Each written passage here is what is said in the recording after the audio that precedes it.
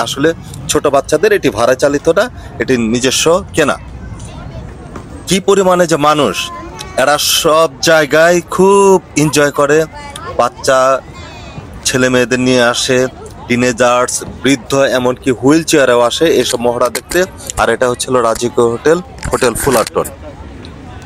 কি সুন্দর যে একটা পরিবেশ, যেখানে তাকাবেন 9 আগস্টের আগে বিভিন্ন শনিবার, জুনের মাঝামাঝি শনিবার থেকে 9 আগস্টের আগ পর্যন্ত যে শনিবারগুলো পাবেন, সে শনিবার জাস্ট বিকেল 4টা-5টার পর থেকেই এরকম সিনারি দেখতে পাবেন।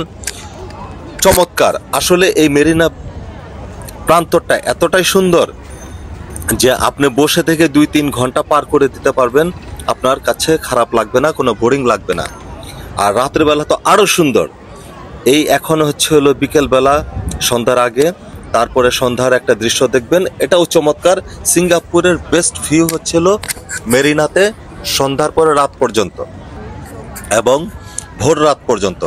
আর মানুষ, কি পরিমাণে মানুষ, মৌচাকের মতো কিলিবিলি করছে মানুষ।